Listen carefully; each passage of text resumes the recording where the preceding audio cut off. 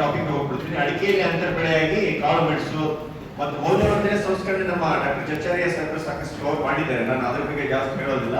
ಅಡಿಕೆ ಬಗ್ಗೆ ಯಾಕಂದ್ರೆ ಬೆಳಗ್ಗೆ ನಮ್ಮ ಸಿಒ ಮೇಡಮ್ ಹೇಳ್ತಾ ಇದ್ರು, ಕೀರ್ತನ ಮೇಡಮ್ ಹೇಳ್ತಾ ಇದ್ರು, ಎಲ್ಲಿ ನೋಡಿದ್ರಲ್ಲ ಅಡಿಕೆ ಅಂದ್ಬಿಟ್ಟಿದ್ರು. ಜಗತ್ತಿನಲ್ಲಿ ಅತಿ ಹೆಚ್ಚು ಅಡಿಕೆ ಬೆಳೆಯುವ ರಾಷ್ಟ್ರ ಯಾವುದು ಅಂದ್ರೆ ಯಾವುದು? ಭಾರತ. ಭಾರತದಲ್ಲಿ ಅತಿ ಹೆಚ್ಚು ಅಡಿಕೆ ಬೆಳೆಯುವ ರಾಜ್ಯ ಕರ್ನಾಟಕದಲ್ಲಿ. ಅತಿ ಹೆಚ್ಚು ಅಡಿಕೆ ಬೆಳೆಯುವ ಜಿಲ್ಲೆಗಳು ಅಂದ್ರೆ ನಿಮ್ಮ ಕಾಂಟ್ರಿಬ್ಯೂಷನ್ ಬಹಳ ಇದೆ. ಶಿವಮೊಗ್ಗ, ಚಿಕ್ಕಮಗಳೂರು ಏನಿದೆಯಲ್ಲ, ಇದು ಅತಿ ಹೆಚ್ಚು ಅಡಿಕೆ ನಾಡು. ಮುಖ್ಯವಾಗಿ ನಮ್ದು ಅಡಿಕೆ ಅಂದ್ರೆ ಮಲೆನಾಡು, ಕರಾವಳಿ ಅಂತ ಹೇಳ್ತಾ ಇದ್ವಿ. ಈಗಿಲ್ಲ, ಮಲೆನಾಡು, ಬಯಲುಸೀಮೆ, ಮತ್ತೆ ಎಲ್ಲಿ ನೀರಿಲ್ಲ ಅಲ್ಲಿ ಸಹಿತ ಅಡಿಕೆ ಬೆಳೀತಾ ಇದ್ದಾರೆ. ನಾವು ಬೆಳಿಲಿಕ್ಕೆ ಬೇಡ ಅಂತ ಹೇಳಿಕ್ಕೆ ಆಗಿಲ್ಲ. ಯಾಕಂದ್ರೆ ಪ್ರಜಾಪ್ರಭುತ್ವ ರಾಷ್ಟ್ರದಿಂದ ಎಲ್ಲ ರೈತರಿಗೆ ಸಮಾನ ಅವಕಾಶ ಇರ್ತದೆ. ಅವ್ರು ಏನು ಬೇಕಾದ್ರೂ ಬೆಳೆಯನ್ನು ಬೆಳಿಬಹುದು. ಮತ್ತೆ ಉತ್ತಮ ಮಾರುಕಟ್ಟೆ ವ್ಯವಸ್ಥೆ ಇದೆ ಕರ್ನಾಟಕ ರಾಜ್ಯದಲ್ಲಿ. ಬೇರೆ ರಾಜ್ಯಗಳಲ್ಲಿ ಇಷ್ಟು ವ್ಯವಸ್ಥೆ ಇಲ್ಲ. ನೀವು ಕೋಆಪರೇಟಿವ್ಸ್, ಮ್ಯಾಮ್ಕೋಸ್, ಇನ್ಕೋಸ್, ಕ್ಯಾಂಪ್ಕೋ, ಮ್ಯಾಮ್ಕೋಸ್ 4,000 ಕೋಟಿ ಒಂದು ವಾರ್ಷಿಕ ವಹಿವಾಟು ಅಂತ ಒಂದು ಉನ್ನತ, ಮತ್ತೆ ಕ್ಯಾಂಪ್ಕೋ ಇದೆ ಅಂತ ದೊಡ್ಡ ದೊಡ್ಡ ಸಂಸ್ಥೆಗಳು ಇರೋದ್ರಿಂದ ರೈತರು ಆ ಕಡೆಯಿಂದ ಬೆಳಿಲಿಕ್ಕೆ ಇಚ್ಛೆ ಪಡ್ತಿದ್ದಾರೆ. ನೋಡಿ, ಪ್ರಸ್ತುತ ಭಾರತದಲ್ಲಿ 9.5 ಲಕ್ಷ ಹೆಕ್ಟೇರ್ ಪ್ರದೇಶದಲ್ಲಿ ಅಡಿಕೆ ಬೆಳೀತಾ ಇದ್ದೇವೆ. 14 ಲಕ್ಷ ಟನ್ ಉತ್ಪಾದನೆ ಆಗ್ತಾ ಇದೆ. ಕರ್ನಾಟಕ ನೋಡಿ, ನಾನೀಗ ಹೇಳ್ಬಿಟ್ಟೆ ನಿಮ್ಗೆ, ಜಾಸ್ತಿ ಇರೋದು ವಿಶ್ವದಲ್ಲಿ ನಮ್ದೇ. 57% ನಷ್ಟು ಅಡಿಕೆ ನಮ್ಮಲ್ಲೇ ಇದೆ. ಮತ್ತೆ ಕರ್ನಾಟಕದಲ್ಲಿ ನೆಕ್ಸ್ಟ್ ನೋಡಿ 78% ನಷ್ಟು ಅಡಿಕೆ ನಮ್ದೇ. ಮುಖ್ಯವಾಗಿ ನಾವೇ ಅದಕ್ಕೆ ಈಗ ನೋಡಿ 31 ಜಿಲ್ಲೆಗಳಲ್ಲಿ ಎಲ್ಲ ಕಡೆ ಬೆಂಗಳೂರು ಬಿಟ್ಟು ಅಲ್ಲಿ, ಯಾಕಂದ್ರೆ ಎಲ್ಲ 50,000 ಸ್ಕ್ವೇರ್ ಫೀಟ್ ಅಲ್ಲಿ ಬಿಟ್ಟಿದ್ದಾರೆ. ಇಲ್ಲ ಅಂದ್ರೆ ಅಲ್ಲೇನು ಅಡಿಕೆ ಬೆಳೀತಾ ಇದ್ದಾರೆ. ಅಲ್ಲಿ ಒಂದು ಬಿಟ್ಟು ಎಲ್ಲ ರಾಜ್ಯದ ಎಲ್ಲ ಜಿಲ್ಲೆಗಳಲ್ಲಿ ಅಡಿಕೆ ಬರ್ತಾ ಇದೆ. ನೆಕ್ಸ್ಟ್ ಮತ್ತೆ ನಮ್ಮ ರೈತರಿಗೆ ಇದು ಕಾಳು ಮೆಣಸಿನ ಅಡಿಕೆ ಯಾಕೆ ಬೆಳಿಬೇಕು, ಯಾಕೆ ಬೆಳಿಬಾರದು? ಮತ್ತೆ ಬಹಳಷ್ಟು ಜನ ರೈತರನ್ನ ಕೇಳಿದಾಗ ಅವ್ರು ಹೇಳ್ತಾರೆ, ಇಲ್ಲ ನಾವು ಅಡಿಕೆ ಇಳುವರಿ ಕಡಿಮೆ ಆಗ್ತಿದೆ ಅಂತ. ಅದು ಖಂಡಿತ ತಪ್ಪು. ಇದರಲ್ಲಿ ಸಾಕಷ್ಟು ಸಂಶೋಧನೆಗಳಾಗಿದ್ದಾವೆ. ನಮ್ಮ ಸಿದ್ದೇಶ್ವರ ಕಾಸರಗೋಡಲ್ಲಿ ಆಗಿದೆ, ನಮ್ಮ ವಿಶ್ವವಿದ್ಯಾಲಯದಲ್ಲಿ ಆಗಿದೆ, ನಮ್ಮ ಅಡಿಕೆ ಸಂಶೋಧನೆಯಲ್ಲಿ ಸಾಕಷ್ಟು ಅಧ್ಯಯನಗಳಾಗಿದ್ದಾವೆ.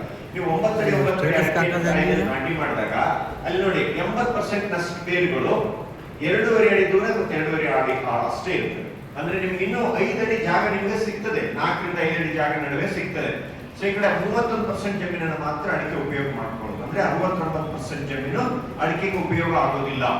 ಆಮೇಲೆ ಸೂರ್ಯನ ಪ್ರಕಾಶನ ಅಷ್ಟೇ. ಒಂದು 14 ವರ್ಷದ ಅಡಿಕೆ ತೋಟ ತಗೊಂಡ್ರೆ ನಿಮ್ಗೆ ಒಂದು 52 ರಿಂದ 68% ನಷ್ಟು ಮಾತ್ರ ಸೂರ್ಯನ ಶಾಖ ಉಪಯೋಗ ಆಗ್ತದೆ. ಉಳಿದಿದ್ದು ಉಪಯೋಗ ಆಗೋದಿಲ್ಲ.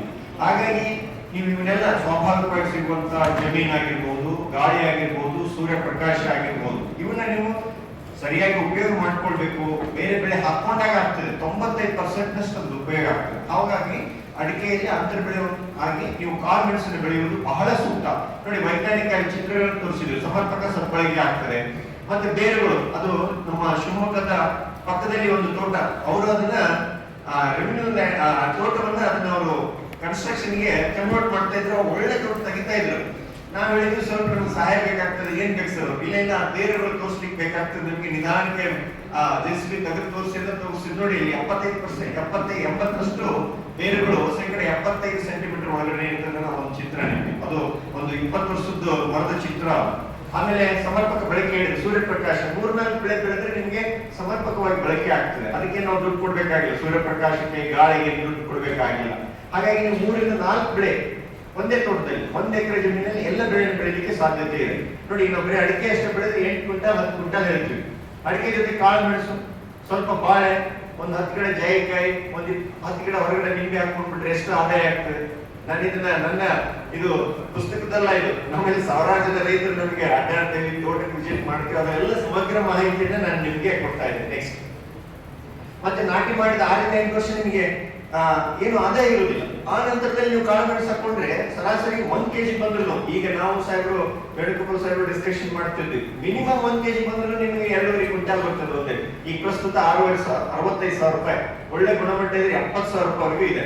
ಅಂದ್ರೆ ನಿಮ್ಗೆ ವರ್ಷಕ್ಕೆ ನಿಮ್ಗೆ ಏನು ಮನೆಗೆ 1 ಎಕರೆ ಖರ್ಚು ಮಾಡ್ಲಿಕ್ಕೆ, ಮತ್ತೆ ಎಲ್ಲ ಸ್ಕೂಲ್ ಫೀಸು, ಏನು ಸಣ್ಣ ಪುಟ್ಟ ಖರ್ಚುಗಳಿರ್ತಾವೆ, ಎಲ್ಲ ಅದರಲ್ಲಿ ಹೋಗ್ಲಿಕ್ಕೆ ಸಾಧ್ಯತೆ ಇದೆ. ಯಾಕೆ ಹೇಳ್ತಿದ್ದೀನಿ ಅಂದ್ರೆ, ನಮ್ಮ ಕರ್ನಾಟಕ ರಾಜ್ಯದಲ್ಲಿ ತೋಟಪಟ್ಟಿ ಬೆಳೆ ತಗೊಂಡ್ರೆ ನಿಮ್ಗೆ 60 ರಿಂದ 80% ಸಣ್ಣ ಮತ್ತು ಅತಿ ಸಣ್ಣ ಇಳುವರಿದ್ದಾರೆ. ಅದು ಬಹಳ ನೀವು ಕೆಲವು ಟೈಮ್ ನೀವು ರೈತರಿಗೆ ಕೇಳಿದ್ರೆ ಅರ್ಧ ಎಕರೆ, 3/4 ಎಕರೆ, 2 ಎಕರೆ ಅಂತ ಹೇಳ್ತಾರೆ. ಯಾರು 50 ಎಕರೆ ಅಡಿಕೆ ಇದೆ ಅಂತ ಯಾರು ಹೇಳೋದಿಲ್ಲ. ಅದೇ ನೀವು ಆಂಧ್ರಕ್ಕೆ ಹೋದ್ರಿಗೆ ಅಲ್ಲಿ ಸ್ಟಾರ್ಟ್ ಆಗ್ಬಿಡುತ್ತೆ ಅಡಿಕೆ. ತೆಲಂಗಾಣ, ಆಂಧ್ರ ಎಲ್ಲ ಮೊನ್ನೆ ನಾವು ರಾಷ್ಟ್ರೀಯ ಸಮ್ಮೇಳನ ಮಾಡಿದಾಗ ಸಾಹೇಬರು ಬಂದಿದ್ರು. ಆಂಧ್ರದಿಂದೆಲ್ಲ ರೈತರು ಬಂದಿದ್ರು. ಅವರೊಬ್ಬ ರೈತ ಬಂದು 25 ಎಕರೆ ಆಯ್ಕೆ ಮಾಡಿದೆ, ಅದರಲ್ಲಿ ಅವರು ಕಾಳುಮೆಣಸು ಹಾಕ್ಬೇಕಂತ ಇಲ್ಲಿ ಬಂದಿದ್ದಾರೆ. ಇಲ್ಲಿ ನೋಡ್ಕೊಂಡು ಎಲ್ಲ ಸ್ಥಿತಿಗಳನ್ನ ಅಧ್ಯಯನ ಮಾಡಿಕೊಂಡು ನಮ್ಮ ಸೆಮಿನಾರ್ ಅಟೆಂಡ್ ಮಾಡಿ ಹೋಗ್ತಾ ಇದ್ದಾರೆ. ಅಂದ್ರೆ ಬೇರೆ ರಾಜ್ಯದವರು ಅವಕಾಶಗಳನ್ನು ಉಪಯೋಗ ಮಾಡ್ಕೊಳ್ತಿದ್ದಾರೆ, ನಮ್ದೆಲ್ಲ ರೆಡಿ ಇದೆ. ಅಡಿಕೆ ತೋಟ ಇದೆ, 10 ವರ್ಷದಿದೆ, 20 ವರ್ಷದಿದೆ, 30, ಅದಕ್ಕೆ ನಾವು ಹಾಕೊಂಡ್ಬಿಟ್ಟು ಹೇಗೆ ಲಾಭ ಮಾಡಬೇಕು ಅನ್ನೋದು ಬಹಳ ಮುಖ್ಯವಾದಂತ. ನೆಕ್ಸ್ಟ್ ಮತ್ತೆ ಕಾಳುಮೆಣಸು ಈಗ ತಾನೇ ಹೇಳಿದೆ, ಇದ್ರ ಬಗ್ಗೆ ಸಾಕಷ್ಟು ಮಾಹಿತಿಯನ್ನು ಕೊಟ್ಟಿದ್ದಾರೆ. ರಾಜ ಅಂತ ಹೇಳಿದ್ದಾರೆ, ಬೇರೆಯವ್ರ ಕಡೆಯಿಂದ ನಾವು ಅದರಿಂದ ನಾಸಿರಾಯ್ ಅವರೆಲ್ಲ ಹೇಳಿದ್ದಾರೆ. ಮತ್ತೆ ಎಷ್ಟು ಹಣಕಾಸು ನಾವು ಎಕ್ಸ್ಪೋರ್ಟ್ ಮಾಡ್ತಾ ಇದ್ದೇವೆ, ಎಷ್ಟು ಗಳಿಸ್ತಾ ಇದ್ದೇವೆ ಅಂತ ಹೇಳಿದ್ದಾರೆ. ನೆಕ್ಸ್ಟ್ ಮತ್ತೆ ನೋಡಿ, ಇದರಲ್ಲಿ ಪ್ರಸ್ತುತ ನಮ್ಮಲ್ಲಿ 3 ಲಕ್ಷ ಹೆಕ್ಟರ್ನಷ್ಟು, ಇದು ಒಂದು DSD ನಮ್ಮ directorate of foreign and spices development ಅವರ ಒಂದು ಅಧ್ಯಯನ ಪ್ರಕಾರ 3 ಲಕ್ಷ ಹೆಕ್ಟರ್ ಪ್ರದೇಶದಲ್ಲಿ ಭಾರತದಲ್ಲಿ ಕಾಳುಮೆಣಸು, ಅದರಲ್ಲಿ ಜಾಸ್ತಿ ಇರೋದು ಕರ್ನಾಟಕ ರಾಜ್ಯದಲ್ಲಿ. ಮೊದಲೇ ಇತ್ತು ಕಾಳುಮೆಣಸು ಅಂದ ತಕ್ಷಣ ನಮ್ಮ ತಲೆಯಲ್ಲಿ ನಿಂತು ಕೇರಳ ಅಂತ ಇತ್ತು, ಈಗಿಲ್ಲ.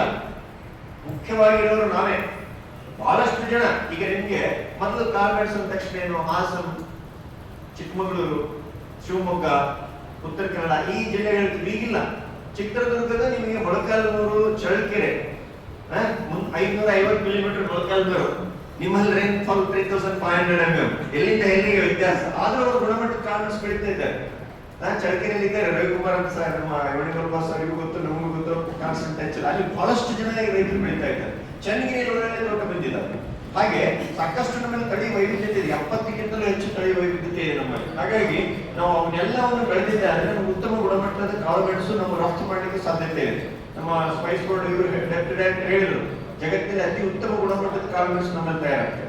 ಆದ್ರೆ ನಮ್ಗೆ ಸರಿಯಾಗಿ ಪ್ಲಾಂಟಿಂಗ್ ಆಗಿರ್ಬೋದು, ಎಕ್ಸ್ಪೋರ್ಟ್ ಆಗಿರ್ಬೋದು, ಅದೆಲ್ಲ ಪ್ರೊಸೀಜರ್ಸ್ ಅನ್ನ ನಾವು, ಅದರಲ್ಲಿ ಏನು ಮಾನದಂಡಗಳಿದ್ದಾವಲ್ಲ ಅವನ್ನ ನಾವು ಪಾಲನೆ ಮಾಡದೇ ಇರೋದಕ್ಕೆ ಹಿಂದೆ ಬಿದ್ದಿದ್ದೇವೆ ವಿನಃ ಗುಣಮಟ್ಟ ಚೆನ್ನಾಗಿಲ್ಲ ಅಂತ.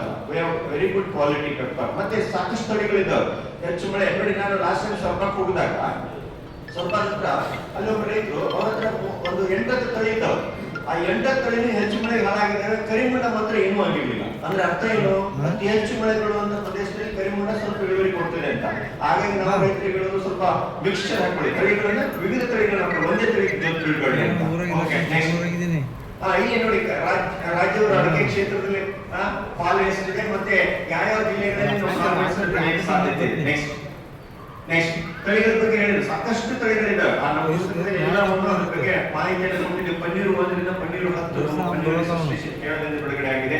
ನೆಕ್ಸ್ಟ್ ನೀಲಮುಂಡಿ, ಮತ್ತೆ ವಿಜಯ 1, 2, 3, 4 ಅಂತಿದೆ. ಅರ್ಕಲ್ಮುಂಡಿ ಅಂತಿದೆ, ನೀಲಮುಂಡಿ, ಕೂರ್ಗೆಕ್ಸಲ್, ಸಿಗಂದಿನಿ, ಇವೆಲ್ಲ ಅನೇಕ ತಳಿಗಳು. ಮತ್ತೆ ಇದಲ್ಲದೆ ನೀವು ಸಿರ್ಸಿ ಆ ಭಾಗಕ್ಕೆ ಹೋದ್ರೆ ಒಂದೊಂದು ತೋಟದಲ್ಲಿ ಒಂದೊಂದು ತರ ತಳಿ ಸಿಗ್ತದೆ ನಿಮ್ಗೆ, ವಿಶೇಷವಾದ ತಳಿಗಳು ಸಿಗ್ತವೆ. ಹಾಗೆ ನಾವು ಮತ್ತೆ ಇನ್ನೊಂದು ನಿಮ್ಮ ಗಮನದಲ್ಲಿ ಇರಲಿ, ನಿಮ್ಮಲ್ಲಿ ವಿಶೇಷವಾದ ತಳಿಗಳಿದ್ರೆ ನಮ್ಮ ಗಮನಕ್ಕೆ ತಂದ್ರೆ ಅದನ್ನ ನಾವು ನಿಮ್ಮ ಹೆಸರಲ್ಲಿ ರಿಜಿಸ್ಟ್ರೇಷನ್ ಮಾಡ್ಲಿಕ್ಕೆ ವ್ಯವಸ್ಥೆ ಇದೆ. ಏನ್ ನೀವು ಜಮೀನು ಎಲ್ಲ ಲ್ಯಾಂಡ್ ಅನ್ನು ತಗೊಂಡು ನಿಮ್ಮ ಹೆಸರಲ್ಲೇ ರಿಜಿಸ್ಟ್ರೇಷನ್ ಮಾಡ್ಕೊಳ್ತಿಲ್ಲ, ಓನರ್ ನೀವೇ ಆಗ್ತೀವಿ. ಅದು ಪ್ರೋಸೆಸ್ ನಾವು ಮಾಡ್ತೀವಿ, ಯೂನಿವರ್ಸಿಟಿನ ನಾವೇ ಮಾಡ್ಕೊಡ್ತೀವಿ, ನಾನೇ ಮಾಡ್ತೀವಿ ಅದನ್ನೆಲ್ಲ. ಅದನ್ನ ಸಂಪೂರ್ಣವಾಗಿ ಅದೇನು ಅಧ್ಯಯನ ಇರ್ತದಲ್ಲ, ಅದಕ್ಕೆ ನೀವು ದುಡ್ಡು ಕೊಡ್ಬೇಕಾಗಿಲ್ಲ. ವಿಶ್ವವಿದ್ಯಾಲಯ ಎಲ್ಲ ಅದನ್ನ ಕೇಳ್ಕೊಂಡು ಎಲ್ಲವನ್ನು ಮಾಡಿ ಡಾಕ್ಯುಮೆಂಟ್ ಮಾಡಿ ಕಡೆಗೆ ನಿಮಗೆ ಕರೆಸ್ಬಿಟ್ಟು ಸರ್ಟಿಫಿಕೇಟ್ ಕೊಡ್ತೀವಿ. ಮೊನ್ನೆ ನಾವು ನ್ಯಾಷನಲ್ ಸೆಮಿನಾರ್ 4 ಜನ ರೈತರಿಗೆ ಆ ಸರ್ಟಿಫಿಕೇಟ್ ಅನ್ನು ಸಹಿತ ಕೊಡ್ತೀವಿ. ಹಾಗೆ ನಿಮ್ಮಲ್ಲಿ ವಿಶೇಷ ಏನಾದ್ರು ಇದ್ರೆ ನನ್ನ ಕಡೆಗೆ ನಂಬರ್ ಹೇಳ್ತೀನಿ, ಅವಾಗ ನೀವು ನಮ್ಗೆ ಹೇಳ್ಬೋದು, ನಾವೇ ಬರ್ತೀವಿ ನಿಮ್ಮ ಊರಿಗೆ ಬಂದ್ಬಿಟ್ಟು ಅದನ್ನ ಅಧ್ಯಯನ ಮಾಡಿ ಆ ನಂತರ ಅದನ್ನ ಡಾಕ್ಯುಮೆಂಟ್ ಮಾಡಿ ಸಬ್ಮಿಟ್ ಮಾಡ್ತೀವಿ. Protection of plant varieties farmers right authority ಅಂತ ಇದೆ. ಅದು ಜಗತ್ತಿನಲ್ಲಿ ಯಾವ ದೇಶದಲ್ಲಿ ಆ ಕಾನೂನಿಲ್ಲ, ದೇಶದಲ್ಲಿ ನಮ್ಮ ದೇಶದಲ್ಲಿ ಮಾತ್ರ ಇರುವುದು. ಅದು ರೈತರಿಗೆ ಕೊಟ್ಟಂತ ಹಕ್ಕು. ಅಂದ್ರೆ ನಿಮ್ಮ ಬೆಳೆ ಏನಿರ್ತದೆ, ನಿಮ್ಮ ಏನು ವಿಶೇಷ ತಳಿ ಇರ್ತಲ್ಲ, ಜಮೀನಿಗೆ ನೀವು ಹೆಂಗೆ ಹಕ್ಕುದಾರ ಇರ್ತಿರಲ್ಲ, ಅದನ್ನ ನೀವು ಮತ್ತೆ ನೀವು ಪ್ರೊಪಗೇಷನ್ ಮಾಡ್ಬೋದು, ನೀವು ಅದನ್ನ ಉತ್ಪಾದನೆ ಮಾಡ್ಬೋದು. ಇಲ್ಲ ನಿಮಗೆ ಆಗೋಲ್ಲ ಅಂದ್ರೆ ಬೇರೆದವರಿಗೆ ಕೊಟ್ಟು ಅವ್ರ ಹತ್ರ ರಾಯಲ್ಟಿ ತಗೋಬಹುದು, ಬೇರೆದವರಿಗೆ ಕೊಟ್ಟು ನನಗೆ ವರ್ಷಕ್ಕೆ ಒಂದು 20% ಕೊಡೋದು, ಆ ತರ ವ್ಯವಸ್ಥೆನೂ ಆ ಕಾನೂನಲ್ಲಿ ಇದೆ. ಅದು ಮತ್ತೆ ದಕ್ಷಿಣ ಭಾರತದ 5 ರಾಜ್ಯಗಳಿಗೆ ಆಫೀಸ್ ನಮ್ಮ ಶಿವಮೊಗ್ಗದಲ್ಲಿ ಇದೆ. ಅದು ನಿಮ್ಮ ಗಮನದಲ್ಲಿ ಇರಬೇಕು. ಈಗ ಹೇಳಿದ್ರೆ ಕರ್ನಾಟಕದ ಹಿರಿಮೆ ಅಂತ ಹೇಳ್ತಿದ್ರಲ್ಲ, ಹಾಗೆ ಬಹಳಷ್ಟು ಹಿರಿಮೆ. ಅದು ನಮ್ಮ ಶಿವಮೊಗ್ಗ ಕ್ಯಾಂಪಸ್ ನಮ್ಮ ವಿಶ್ವವಿದ್ಯಾಲಯದ ಆವರಣದಲ್ಲಿ ಇದೆ. ಹಾಗಾಗಿ ನಮ್ಗೆ ಅದು ಸಾಕಷ್ಟು ಅನುಕೂಲ ಇದೆ. ನೀವು ಹೇಳಿದ್ರೆ ಸಾಕು, ನಾವೆಲ್ಲ ಬಂದು ಅದ್ರ ವ್ಯವಸ್ಥೆ ಮಾಡ್ಬಿಟ್ಟು ನಿಮ್ಗೆ ಸರ್ಟಿಫಿಕೇಟ್ ಕೊಡೋ ವ್ಯವಸ್ಥೆಯಿಂದ ನಾವು ಮಾಡ್ತೀವಿ. ನೆಕ್ಸ್ಟ್ ನೋಡಿ, ಸ್ಕೀಮ್ಸ್ ಎಷ್ಟಿರ್ತಾವಂತ ನಿಮ್ ಗಮನದಲ್ಲಿ ಇಲ್ಲ. ಅದು ಕೇಂದ್ರ ಸರ್ಕಾರದ ಮಹತ್ತರವಾದಂತ ಯೋಜನೆ.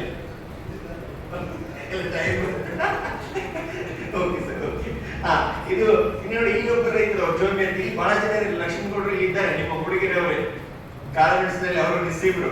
ಕಾಳುಮೆಣಸು ಏನಾದ್ರು ಡೌಟ್ಸ್ ಇದ್ರೆ ನಮ್ಮ ಇಲ್ಲೇ ನಿಮ್ಮ ಊರ ಪಕ್ಕದಲ್ಲಿ ಇದ್ದಾರೆ ಲಕ್ಷ್ಮಣಗೌಡ, ಅಲ್ಲಿ ಕುಳಿತಿದ್ದಾರೆ ನೋಡಿ. ಲಕ್ಷ್ಮಣಗೌಡರು ಸ್ವಲ್ಪ ಅವರು ಒಬ್ಬ ಒಳ್ಳೆ ಪ್ರಗತಿಪರ ರೈತರು, ಮತ್ತೆ ಕಾಳುಮೆಣಸಿನಲ್ಲಿ ವಿಶೇಷ ಸಾಧನೆಯನ್ನು ಮಾಡಿದ್ದಾರೆ. ಅವರು ಮೊನ್ನೆ ನಮ್ಮ ನ್ಯಾಷನಲ್ ಸೆಮಿನಾರ್ ಕರೆದು ಅವ್ರದ್ದು ಟಾಕ್ ಕೊಡಿಸಿದ್ವಿ. ಅಂದ್ರೆ ರೈತರಿಂದ ರೈತರಿಗೆ ಈಗ ನಾನೇ ಬೇರೆ ಹೇಳ್ತಾ ಇದ್ರೆ ವಿಜ್ಞಾನಿಗಳಿಗೆ ಬೇರೆ ಹೇಳ್ತಾರೆ, ಇವರು ಯಾರು ರೈತರು ಮಾಡಕ್ ಆಗಲ್ಲ ಅಂದ್ಬಿಟ್ರೆ ಕಷ್ಟ, ಅದಕ್ಕೆ ಅವ್ರನ್ನ ಕರೆದ್ಬಿಟ್ರೆ ಅವಾಗ ನಿಮ್ಗೆ ಗೊತ್ತಾಗುತ್ತೆ. ಹೀಗೆ ಇಲ್ಲಿ ಜೋಮಿ ಮ್ಯಾಥ್ಯೂ ಇವರು ಮತ್ತೆ ಇನ್ನೊಂದು ವಿಶೇಷವಾಗಿ ಕಾಳು ಮೆಣಸಿನಲ್ಲಿ ನಮ್ಮ ರಾಜ್ಯದ ರೈತರು ಎಷ್ಟು ಮೆಸೇಜ್ ಅಂದ್ರೆ ಇಂಟರ್ನ್ಯಾಷನಲ್ ಪೆಪ್ಪರ್ ಕಮ್ಯುನಿಟಿ ಅವಾರ್ಡ್ 5 ಜನಕ್ಕೆ ನಮ್ಮ ರಾಜ್ಯದ ಜನರಿಗೆ ಬಂದಿದೆ. 7 ಜನ ನೋಡಿರ, 7 ಜನಕ್ಕೆ ಬಂದಿದೆ. ಅಂತಾರಾಷ್ಟ್ರೀಯ ಮಟ್ಟದಲ್ಲಿ ಅದನ್ನು ಕಮಿಟಿ ಮಾಡಿ ಅದನ್ನು ಮತ್ತೆ ಅವರು ಫೀಲ್ಡ್ ವಿಸಿಟ್ ಮಾಡ್ತಾರೆ, ನಿಮ್ಮ ಕ್ಷೇತ್ರಕ್ಕೆ ಬಂದು ಅದೆಲ್ಲ ಅಧ್ಯಯನ ಮಾಡಿಬಿಟ್ಟು ಕೊಡ್ತಾರೆ. ಅದು ನಮ್ಮ ರೈತರು ತಗೊಂಡಿದ್ದಾರೆ ಅಂದ್ರೆ ನಮ್ಮ ರೈತರು ಎಷ್ಟು ಸಾಧನೆಯನ್ನು ಮಾಡಿದ್ದಾರೆ ಅಂತ ಹೇಳುದು ನಿಮಗೆ ಬಿಟ್ಟಂತ ವಿಚಾರ. ನೀವು ಅವ್ರನ್ನ ಈಗ ಅಮ್ಮನ್ ಲೆಕ್ಕನ್ ಇದ್ದಾರೆ, ಜೋಮಿ ಮ್ಯಾಥ್ಯೂ ಇದ್ದಾರೆ, ಅವನ್ನೆಲ್ಲ ನಮ್ಮ ಪುಸ್ತಕದಲ್ಲಿ ಕೊಟ್ಟಿದ್ದೀವಿ. ಅಂದ್ರೆ ರೈತರಿಗೆ ಅನುಕೂಲ ಆಗಲಿ ಅಂತ ಅವ್ರೊಂದು ಚಿಕ್ಕ ಚಿಕ್ಕ ಒಂದು ಲೇಖನಗಳನ್ನ ನಿಮ್ಗೆ ನಾವು ಕೊಟ್ಟಿದ್ದೀವಿ. ಮತ್ತೆ ಕಾಳು ಮೆಣಸಿನ ಬ್ರಹ್ಮನ ಅಂತ ಹೇಳ್ತೀವಿ, ಒಬ್ಬಳಿಕೆ ಅಂತಲ್ಲ, ಡಾಕ್ಟರ್ ವೇಣುಗೋಪಾಲ್ ಸರ್ ಇದ್ದಾರೆ, ಅವರು ಕೃಷ್ಣನ್ ಅವರದೊಂದು ಚಿಕ್ಕ ಲೇಖನ ಅದರಲ್ಲಿದೆ. ನೆಕ್ಸ್ಟ್, ಯಾಕಂದ್ರೆ ಅವ್ರು ನಾವು ಕೂಡ ಕೆಲಸ ಮಾಡ್ತಾ ಇದ್ವಿ. ಯಾಕಂದ್ರೆ ಸರ್ ಹೇಳ್ತಾರೆ ಈ ಕಡೆ ನೋಡಿ ಡಾಕ್ಟ್ರೆ ಇದು ಸ್ವಲ್ಪ ಏನಾದ್ರು ರಿಜಿಸ್ಟ್ರೇಷನ್ ಮಾಡ್ಬೋದು ಅಂತ. ಅನಂತ ರಾಮಕೃಷ್ಣ ಅಂತ ಒಬ್ರು ಬಂಟ್ವಾಳ ರೈತರು 2 ಕಡೆ ನಾವು ಮೊನ್ನೆ ಅವಾರ್ಡ್ ಮಾಡಿದ್ವಿ. ಶಿಷ್ಯಲ್ಲಿ 7 ತಡೆ ಕಳಿಸಿದ್ವಿ, 4 ಆಯ್ತು. ಇಲ್ಲಿ ನಮ್ಗೆ 7ರಲ್ಲಿ 1 ಸಾಕು, ನಮ್ಗೆ ನಾವು ಮಾಡಿದ ಪ್ರಯತ್ನಕ್ಕೆ ಪ್ರತಿಫಲ. 7ರಲ್ಲಿ 4 ಬಂದಂತ ಸಾಕು, 60% ರಿಸಲ್ಟ್ ಇದೆ. ನೆಕ್ಸ್ಟ್, ಇನ್ನು ಸಸ್ಯಾಭಿವೃದ್ಧಿ, ಇದಕ್ಕೂ ಸಹಿತ ಒಳ್ಳೆ ಸ್ಕೀಮ್ಸ್ ಇದ್ದಾವೆ. ಸಸ್ಯಾಭಿವೃದ್ಧಿ ಮಾಡ್ಲಿಕ್ಕೆ NHML ಆಗಿರ್ಬೋದು, ನಮ್ಮ ಹಾರ್ಟಿಕಲ್ಚರ್ JD ಮೇಡಮ್ ಇದ್ದಾರೆ, ಅದನ್ನ ಎಲೆಕ್ಟ್ ಮಾಡ್ಲಿಕ್ಕೆ ಸಾಧ್ಯತೆ ಇದೆ. ಮತ್ತೆ ನಿಮ್ಗೆ ನೋಡಿ ನಿಮ್ಮ ಜಿಲ್ಲೆಯಲ್ಲಿ ಪ್ರಮಾಣೀಕರಿಸಿದ ಒಳ್ಳೆ ನರ್ಸರಿಗಳಿದ್ದಾವೆ. ನಾನು ಸ್ಟೇಟ್ ಲೆವೆಲ್ ಮತ್ತು national level nursery committee member ಇರೋದ್ರಿಂದ ಹೇಳ್ತೇನೆ, ನಾವು ಪ್ರತಿಯೊಂದು ಅಧ್ಯಯನ ಮಾಡ್ತೀವಿ. ಸಾಕಷ್ಟು ಒಳ್ಳೊಳ್ಳೆ ನರ್ಸರಿಗಳಿವೆ. ಒಂದು ವರ್ಷಕ್ಕೆ ನಮ್ಮ ಶಿವಮೊಗ್ಗ ಜಿಲ್ಲೆಯಿಂದ 5 ಲಕ್ಷ ಇವರು ಬೆಳಗ್ಗಿನ ಒಂದು ಫೋನ್, ಸರ್ ಏನಾದ್ರು 1,000 ಪೆಪ್ಪರ್ ಸಿಗ್ಬೋದ. ಈಗ ಆಡ್ ಸೀಸನ್ ಅಂದ್ರೆ ಈಗಲೂ ಬೇಡಿಕೆ ಇದೆ ಅಂದ್ರೆ ಎಷ್ಟೊಂದು ಅದಕ್ಕೆ ಬೇಡಿಕೆ ಇದೆ. ನೀವು ಲೆಕ್ಕ ಒಂದು ಶಿವಮೊಗ್ಗ ಜಿಲ್ಲೆದ 5 ಲಕ್ಷ ಹೇಳಿದೆ, ನಿಮ್ಮ ಚಿಕ್ಕಮಗಳೂರು ಜಿಲ್ಲೆ ಜಾಸ್ತಿ ಇದೆ. ಹಾಗೆ ಸಾವಿರಾರು ಮಾಡ್ಲಿಕ್ಕೆ ಸಾಧ್ಯತೆ ಇದೆ. ಚಿಕ್ಕ ಚಿಕ್ಕ ನರ್ಸರಿ ಮಾಡ್ಲಿಕ್ಕೆ ಗುಣಮಟ್ಟದ ಕಡ್ಡಿಗಳನ್ನು ತಗೊಂಡು ಮಾಡೋದು ಬಹಳ ಉತ್ತಮ. ಮತ್ತೆ ನರ್ಸರಿ ಮಾಡುವಾಗ ಆದಷ್ಟು ಉತ್ತಮ ಗುಣಮಟ್ಟದ ಕಡ್ಡಿಗಳು ತಗೊಳ್ಬೇಕು, ರೋಗರಹಿತವಾದ ಕಡ್ಡಿಗಳು ತಗೊಳ್ಬೇಕು. ಯಾಕಂದ್ರೆ ತಗೊಳ್ಳುವಂತ ರೈತರು ಮತ್ತೆ ನಿಮಗೆ ಬೈಬಾರ್ದು, ಮತ್ತೆ ಏನಪ್ಪ 1,000 ತಂದಿದ್ದೆ ಎಲ್ಲ ಹಾಳಾಗಿಬಿಟ್ರೆ 10 ಉಳಿತು ಅಂತ ದಿನ ಮತ್ತೆ ಬೈದು ಹಾಕ್ಬಾರ್ದು. ನೆಕ್ಸ್ಟ್, ಇದು ವಿವಿಧ ಕ್ರಮಗಳು ಮತ್ತೆ ಒಳ್ಳೆ ನರ್ಸರಿಗೆ ಫೋಕಸ್ ತೋರಿಸ್ತಾ ಇದ್ದೇನೆ. ನೆಕ್ಸ್ಟ್, ನೋಡಿ ಇವೆಲ್ಲ ನಿಮ್ಮ ಅಕ್ಕಪಕ್ಕದ ಇಲ್ಲೇ ನಿಮ್ಮ ಚಿಕ್ಕಮಗಳೂರು, ನಮ್ಮ ಶಿವಮೊಗ್ಗ ಜಿಲ್ಲೆಯ ನರ್ಸರಿಗಳು ಎಲ್ಲ ಅಪ್ರೂವ್ಡ್ ನರ್ಸರೀಸ್. ಒಂದು ಶಿವಮೊಗ್ಗ ಜಿಲ್ಲೆಯಲ್ಲಿ ಒಂದು 7-8 ಇದ್ದಾವೆ, ನಿಮ್ಮ ಚಿಕ್ಕಮಗಳೂರು ಜಿಲ್ಲೆಯಲ್ಲಿ ಒಂದು 5-6 ಅಪ್ರೂವ್ಡ್ ನರ್ಸರೀಸ್ ಇದ್ದಾವೆ. ಅವರಿಂದ ನೀವು ತಗೊಂಡು ಮಾಡ್ಬೋದು. ನೆಕ್ಸ್ಟ್, ಆಮೇಲೆ ಉತ್ತಮ ಗುಣಮಟ್ಟದ ಫುಡ್ ಅಗ್ರಿಕಲ್ಚರ್ ಪ್ರಾಕ್ಟೀಸಸ್ ಅಂತ ಹೇಳ್ತೀವಿ. ಉತ್ತಮವಾದಂತ ಕೃಷಿ ಕೆಲಸಗಳನ್ನು ನಾವು ಮಾಡಿದ್ರೆ ಉತ್ತಮ ಕಾಳು ಮೆಣಸನ್ನು ಬೆಳೆಸಲಿಕ್ಕೆ ನಮಗೆ ಸಾಧ್ಯತೆ. ಯಾಕಂದ್ರೆ ನಮ್ಮ ವೇಣುಗೋಪಾಲ್ ರೋಗ ಮತ್ತು ಕೀಟ ಸಮಗ್ರವಾಗಿ ಮಾಹಿತಿಯನ್ನು ಕೊಡ್ತಾರೆ. ನಾನು ಅದ್ರ ಬಗ್ಗೆ ಜಾಸ್ತಿ ಇದನ್ನ ಮಾಡ್ಲಿಕ್ಕೆ ಹೋಗೋದಿಲ್ಲ. ನೆಕ್ಸ್ಟ್, ರಿಪಿಟೇಷನ್ ಆಗೋದು ಬೇಡ ಅಂತ ನೋಡಿ. ಇವೆಲ್ಲ ತೋರಿಸ್ತಾ ಇದ್ದು ಬಹಳ ಉತ್ತಮ ಗುಣಮಟ್ಟದ ಕಾಳು ಮೆಣಸು, ಆರೋಗ್ಯವಂತ ಕಾಳು ಮೆಣಸನ್ನು ತಾಕು. ಇಲ್ಲಿ ನೋಡಿ, ಇಲ್ಲಿ ಒಂದೊಂದು ಬಳ್ಳಿಗೆ ಸಂಸ್ಕರಿಸಿದ ಕಾಳು ಮೆಣಸು 2 kg-ಯಿಂದ 5 kg ವರೆಗೂ ತಗೊಳ್ತಾ ಇದ್ದಾರೆ. ನಿಮ್ಗೆ ಆಶ್ಚರ್ಯ ಆಗ್ತದೆ, ನಮ್ಮ ಹೊಸನಗರದಲ್ಲಿ ಅತಿ ಹೆಚ್ಚು ಮಳೆ 4,000 ಮಿಲಿಮೀಟರ್ ಆಗ್ತದೆ ನಗರ, ಅಲ್ಲೆಲ್ಲ ಅವರು ಸಹಿತ 3-4 kg ತಗೊಳ್ಳುವಂತ ಬಹಳಷ್ಟು ಜನ ರೈತರಿದ್ದಾರೆ. ಈ ಪ್ರಸ್ತುತ ಹಂಗಾಮಲ್ಲಿ 4 kg ಬಂದ್ರೆ ಎಷ್ಟು ರೇಟ್ ಆಯ್ತು? ಅಡಕೆನೂ ಬೇಡ, ಏನು ಬೇಡ, ಅದೇ ಒಂದೇ ಸಾಕಾಗ್ತದೆ. ನೆಕ್ಸ್ಟ್, ಕೊಯ್ಲು ಮತ್ತು ಸಂಸ್ಕರಣೆಗೆ ಸಾಕಷ್ಟು ಹೇಳಿದ್ರು. ನೋಡಿ ನಮ್ಮ ಭಾಗದಲ್ಲಿ ಅಂದ್ರೆ ಹೂವಿನಿಂದ ಹಿಡಿದು ಕೊಯ್ಲಿನವರೆಗೆ 6 ತಿಂಗಳಿಂದ 8 ತಿಂಗಳು ಸಮಯ ಬೇಕಾಗ್ತದೆ. ಮತ್ತೆ ಈ ಗುಡ್ಡಗಾಡು ಪ್ರದೇಶದಲ್ಲಿ ಸ್ವಲ್ಪ ಲೇಟ್ ಆಗ್ತದೆ, ಮಲೆನಾಡು ಗುಡ್ಡಗಾಡು. ಮತ್ತೆ ಈಗ ಅರೆಮಲೆನಾಡು ಪ್ರದೇಶದಲ್ಲಿ ಬೇಗನೆ ಕೊಯ್ಲಿಗೆ ಬರ್ತದೆ, ಅವರಿಗೆಲ್ಲ ಹೆಚ್ಚು ಕಡಿಮೆ ಜನವರಿಗೆ ಕೊಯ್ಲು ಸ್ಟಾರ್ಟ್ ಆಗ್ತದೆ. ನಿಮ್ಗೆ ಈ ಕೊಯ್ಲು ಆರಂಭ ಆಗಿದೆ. ನೆಕ್ಸ್ಟ್, ಆಮೇಲೆ ಕೊಯ್ಲು ಮಾಡಿದ ನಂತರ ಕರೆಗಳನ್ನು ಬೇರ್ಪಡಿಸುವಂತದ್ದು, ಈಗೆಲ್ಲ ಚಿತ್ರ ನಮ್ಮ ಜಚಾರಿ ಅವರ ಬಗ್ಗೆ ತೋರಿಸಿದ್ದಾರೆ. ನಾನು ಮತ್ತೆ ರೆಪಿಟೇಷನ್ ಮಾಡೋದು ಯಾವ ಬಹಳ ಮುಖ್ಯವಾಗಿ ಅದರಷ್ಟೇ ಹೇಳ್ತೀನಿ. ನೆಕ್ಸ್ಟ್, ಇಲ್ಲಿ ನೋಡಿ, ಇಲ್ಲಿ ಕೊಯ್ಲು ಹೇಳಿದಾಗ ಬಹಳಷ್ಟು ಜನ ನಾವು ಲೇಬರ್ಸ್ ಕೇಳಿದಾಗ, ಯಾಕೆಂದ್ರೆ ಕೃಷಿ ಮಾಡುವಾಗ ನಾವು ಎಲ್ಲರೂ ಗಣನೆಗೆ ತಗೋಬೇಕಾಗುತ್ತೆ ಅನ್ನೋದಕ್ಕೆ ಇದು ಒಂದು ಸಣ್ಣ ಎಕ್ಸಾಂಪಲ್ ಹೇಳ್ತೀನಿ. ಕೊಯ್ಲು ಮಾಡೋರು ಪನ್ನೀರ್ ಒಂದು ತಳಿ ಇದ್ರೆ ನಿಮ್ಗೆ ಎಲ್ಲ ಕೊಯ್ಲು ಮಾಡೋರು ನಿಮ್ ತೋಟಕ್ಕೆ ಬರ್ತಾರೆ. ಕರಿಗುಂಡ ಇದ್ರೆ ಜಾಸ್ತಿ ಬರೋದಿಲ್ಲ. ಯಾಕೆ ಬರೋದಿಲ್ಲ ಅಂದ್ರೆ ಕರಿಗಳು ಚಿಕ್ಕದಾಗ್ತದೆ, ಕೊಯ್ಲು ಮಾಡಿದಾಗ ಅವ್ರಿಗೆ ತೂಕ ಸಿಗಲ್ಲ. ಯಾಕಂದ್ರೆ ಅವ್ರು 50 kg-ನ 1 ಕ್ವಿಂಟಾಲ್ ವರೆಗೆ ಕೊಯ್ಲು ಮಾಡುವಂತ ಲೇಬರ್ಸ್ ಇರ್ತಾರೆ. ನಿಮಗೆ 20 kg ಬಂದ್ಬಿಟ್ರೆ ಅವ್ರು ದಿನಕ್ಕೆ ಕುಯ್ಯೋ ಹೋಗ್ಬಿಡ್ತದೆ. ಹಾಗಾಗಿ ಫಸ್ಟ್ ಕೇಳ್ತಾರೆ, ಅವ್ರು ಬಂದು ನೋಡ್ತಾರೆ ಪನ್ನೀರ್ ಬಂದಿದೆಯಾ, ಯಾವ್ದಿದೆ, ಕಡೆ ಚೆನ್ನಾಗಿದೆಯಾ ಎಲ್ಲ ಅಡ್ಡಾಡ್ಬಿಟ್ಟು. ಹಾಗಾಗಿ ಅಲ್ಲಿ ಲೇಬರ್ಸ್ ನಾನು ಕೇಳಿದಾಗ, ಇಲ್ಲ ಸರ್ ನಾವು 50 kg-ನ 1 ಕ್ವಿಂಟಾಲ್ ವರೆಗೆ ನಾನು ಕೊಯ್ತೀನಿ ಪ್ರತಿದಿನ ಅಂತ ಹೇಳಿ. ಆಮೇಲೆ ಉತ್ತಮ ಕರೆಗಳನ್ನು ಆಯ್ಕೆ ಮಾಡ್ಬೇಕು. ಅಲ್ಲಿ ಏನಾದ್ರು ಸ್ವಲ್ಪ ರೋಗ ಇದ್ರೆ ಅದನ್ನು ಬೇರ್ಪಡಿಸ್ಬೇಕು. ಅಲ್ಲೇ ನೀವು ಗ್ರೇಡಿಂಗ್ ಹೇಳಿದ್ರೆ ಉತ್ತಮ ಗುಣಮಟ್ಟ ಆಗ್ಬೇಕು. ಆಮೇಲೆ ಕಾಳುಗಳನ್ನ ಬೇರ್ಪಡಿಸುವಂತದ್ದು ಒಳ್ಳೊಳ್ಳೆ ಯಂತ್ರಗಳಿಗೆ ಬಂದಿದ್ದಾರೆ. ತದನಂತರದಲ್ಲಿ ನೋಡಿ, ದೊಡ್ಡ ಮಟ್ಟದಲ್ಲಿ ಅವರು ಕುದಿಸುವಂತ ವ್ಯವಸ್ಥೆಯನ್ನು ಮಾಡ್ಕೊಂಡಿದ್ದಾರೆ. ಕಾಳು ಮೆಣಸು ಅದನ್ನು ಕೊಯ್ಲಾದ ತಕ್ಷಣ ಬೇರ್ಪಡಿಸ್ತಾರೆ.